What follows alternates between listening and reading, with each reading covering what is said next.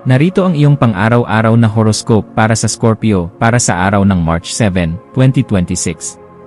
Sa pagbubukas ng iyong kamalayan sa umagang ito ng March 7, mararamdaman mo ang isang napakatindi at mabusising enerhiya na nagmumula sa kailaliman ng iyong pagkatao na nagtutulak sa iyo na tuklasin ang mga lihim na katotohanan sa iyong paligid. Ang mga planeta ay nagbibigay sa iyo ng isang pambihirang talas ng pakiramdam na tila ba kaya mong basahin ang iniisip ng ibang tao sa pamamagitan lamang ng kanilang mga mata. Kaya gamitin ang kapangyarihang ito upang protektahan ang iyong sarili at ang iyong mga mitiin.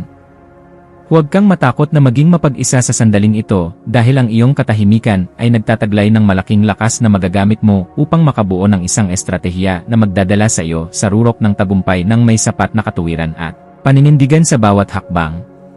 Pagdating sa iyong karera at mga tungkulin sa trabaho, ang petsang ito ay nagbubukas ng isang pinto para sa isang malalim na transformasyon kung saan ang iyong husay sa paghawak ng mga krisis at ang iyong dedikasyon sa paghahanap ng solusyon ay lubos na kikilalanin ng iyong mga nakatataas. Mapapansin nila ang iyong pagiging maingat sa pagpapatakbo ng mga sensitibong proyekto at ang iyong kakayahan na manatiling matatag kahit na ang lahat sa paligid mo ay tila nawawalan na ng kontrol sa kanilang mga emosyon sa loob ng opisina.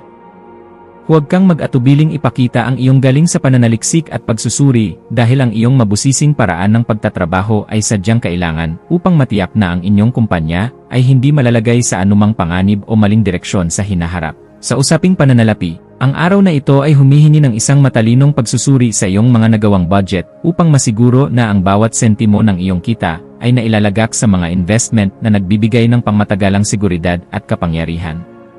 Maaaring may lumitaw na oportunidad para sa isang pakikipagsapalaran na may kinalaman sa insurance, pamana, o mga lihim na transaksyon sa negosyo. Ngunit kailangan mong maging mabusisi sa bawat detalye at basahin ang bawat kontrata bago mo ibigay ang iyong pagsang-ayon. Ang pagiging masinop sa iyong mga gastusin at ang paglalaan ng sapat na halaga para sa mga hindi inaasahang pangyayari ay magbibigay sa iyo ng ganap na kagaanan sa loob ng iyong puso at katiyakan na ang iyong yaman ay patuloy na lalago sa bawat sandali. Ang aspeto ng pag-ibig at pakikipag-ugnayan ay nasa isang yugto ng matinding pasyon at malalim na emosyonal na koneksyon kung saan ang iyong puso ay naghahangad ng isang relasyon na puno ng katapatan at sapat na pagkilala sa iyong mga panloob na pangarap. Ang pagpapakita ng iyong pagmamahal sa pamamagitan ng pagbabahagi ng iyong mga lihim o ang pagsasagawa ng isang espesyal na sandali na malayo sa mata ng marami ay lalong magpapatatag sa inyong ugnayan sa bawat sandali ng inyong pagsasama ngayong araw. Para sa mga naghahanap pa ng makakasama, ang iyong misteryosong aura at ang iyong pagiging mapagmatsyag ay magsisilbing magnet para sa mga taong naghahangad ng isang partner na may matibay na pundasyon at marunong magpahalaga sa tunay na lalim ng damdamin. Ang iyong kalusugan ay dapat maging isa sa iyong mga pangunahing prioridad sa pamamagitan ng pagbibigay ng sapat na atensyon sa iyong reproductive system at sa iyong mental na kalagayan na maaaring makaramdam ng pagod dahil sa iyong matinding pagtutok sa mga problema ng iba. Ang iyong katawan ay humihiling ng sapat na detoksifikasyon at mga pagkain nagpapalakas ng iyong resistensya upang mapanatili ang iyong ningning habang tinatapos mo ang iyong mga obligasyon ng may sapat na lakas at bilis sa bawat kilos. Ang pagsasagawa ng mga ehersisyong nagpapataas ng iyong stamina o ang simpleng pag-upo sa isang madilim at tahimik na silid upang magnilay ay makakatulong upang mailabas ang mga negatibong vibes at mapalitan ito ng sariwang inspirasyon na magpapatibay sa iyong buong sistema. Sa iyong pakikipagkapwa-tao, ang iyong papel bilang isang matalinong tagapagtanggol at mapagkakatiwalaang kaibigan ay magiging sentro ng atensyon, lalo na sa mga taong nangangailangan ng iyong mabusising payo upang malampasan ang kanilang sariling mga takot at pag-aalinlangan. May isang kakilala na maaaring lumapit sa iyo upang humingi ng tulong tungkol sa kung paano magkakaroon ng mas maayos na sistema sa kanilang pamumuhay, at ang iyong mga salita ay magsisilbing sulo na magbibigay sa kanila ng bagong direksyon at lakas.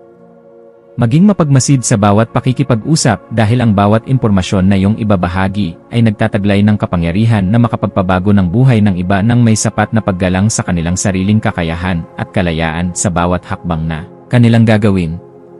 Ang iyong malikhaing isipan ay magkakaroon ng pambihirang kislap sa hapon, lalo na sa mga gawaing may kinalaman sa sining, pagsisiyasat, o anumang paraan ng pagpapahayag na nagpapakita ng iyong pagiging mabusisi sa bawat aspeto ng iyong mga emosyon at karanasan.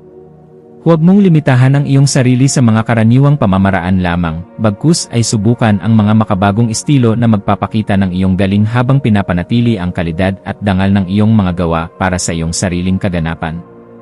Ang pagbuo ng isang bagay na may layuning magbigay ng kagaanan at bagong pananaw sa marami ay nagbibigay sa iyo ng ganap na tagumpay na sadyang napakahalaga para sa iyong emosyonal na pag-unlad bilang isang mahusay na individual. Para sa pamilya, asahan ang isang kaganapan sa loob ng tahanan na mangangailangan ng iyong pagiging mahinahon upang maging maayos ang takbo ng inyong samahan sa kabila ng mga posibleng tensyon tungkol sa mga usaping kailangang ayusin ng mabusisi. Ang iyong presensya ay magbibigay ng kagaanan dahil kaya mong magpaliwanag sa paraang madaling intindihin at may sapat na pagkilala sa nararamdamang pangangailangan ng bawat miyembro ng iyong pamilya sa bawat oras ng inyong pagsasama. Maging mapagpatawad sa mga pagkukulang ng iyong mga mahal sa buhay at maging isang gabay na laging handang tumulong sa pag-aayos ng anumang aberya, dahil ang matatag na pundasyon sa loob ng tahanan ang tunay mong sandigan sa bawat hamon na dadaan. Ang iyong intuwisyon ay magsisilbing isang matalas na kumpas sa pagpapasya tungkol sa isang bagong oportunidad na may kinalaman sa iyong personal na paglago o sa pagpapaganda ng iyong sariling kasanayan sa pakikipag-ugnayan sa mga taong may matibay na paninindigan. Kung may nararamdamang udyok na linisin ang iyong kapaligiran o bumili ng mga kagamitan na magpapadali sa iyong mga mabusising gawain sa araw-araw, gawin ito ngayon dahil ang daloy ng enerhiya ay pabor sa mga gawaing nagdadala ng bagong simula.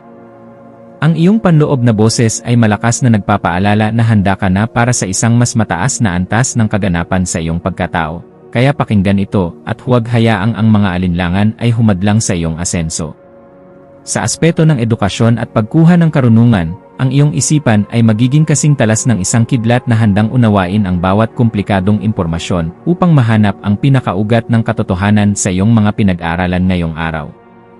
Gamitin ang panahong ito upang magbasa ng mga materyales na magpapalawak ng iyong pangunawa sa mga usaping may kinalaman sa sikolohiya, sining, o sa mga paraan ng wastong pamumuhay dahil ang mga ito ay sadyang makakatulong sa pagpapabuti ng iyong sariling disposisyon.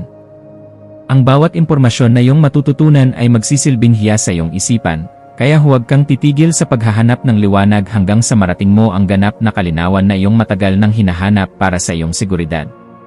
Iwasan ang pagiging masyadong mapaghiganti o ang pagkikimkim ng sama ng loob upang hindi ka makagawa ng pader na maglalayo sa iyo sa mga bagong pagkakataon na maaaring magpabilis sa iyong pag-unlad sa bawat sandali ng iyong pagkilos. Ang pagpapanatili ng isang balanse sa pagitan ng iyong matinding damdamin at ng iyong pagiging mahinahon sa pagtanggap sa mga pagkakamali ng iba ay isang kasanayan na dapat mong pagtuunan ng pansin ngayong araw upang mas lalo kang irespeto. Ang pagpili sa kung ano ang nakakabuti sa iyong pangmatagalang mithiin ng hindi isinasakripisyo ang iyong mga prinsipyo ay magbibigay sa iyo ng mas mabilis na resulta at mas malalim na kagalakan sa bawat sandali ng iyong pakikipagsapalaran sa buhay.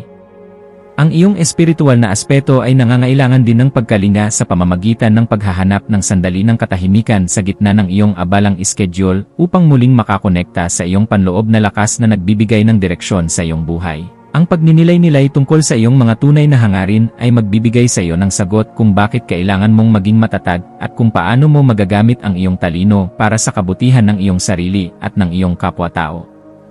Ang pagpapasalamat sa bawat biyaya, maliit man o malaki, na iyong natatanggap ay magbubukas ng pinto para sa mas marami pang milagro, kaya panatilihin ang iyong integridad at ang iyong pagiging marangal sa lahat ng pagkakataon na ibinibigay sa iyo. Maging mapagmasid sa mga dokumento, email, o mga mensaheng iyong matatanggap ngayong hapon, lalo na ang mga may kinalaman sa iyong mga lihim na proyekto o transaksyon, at siguraduhin na naintindihan mo ang bawat detalye bago ka magbigay ng pagsang-ayon. Ang paghingi ng payo sa mga taong may sapat na karanasan o sa iyong mga mentor ay isang matalinong hakbang na dapat mong gawin upang maprotektahan ang iyong mga interes at ang iyong pinaghirapan sa loob ng mahabang panahon. Ang pag-iingat sa ganitong mga usapin ay magbibigay sa iyo ng kapanatagan na ang iyong mga hakbang ay nasa loob ng katuwiran at hindi ka malalagay sa alanganin dahil lamang sa kakulangan sa mabusising pagsusuri ng bawat datos.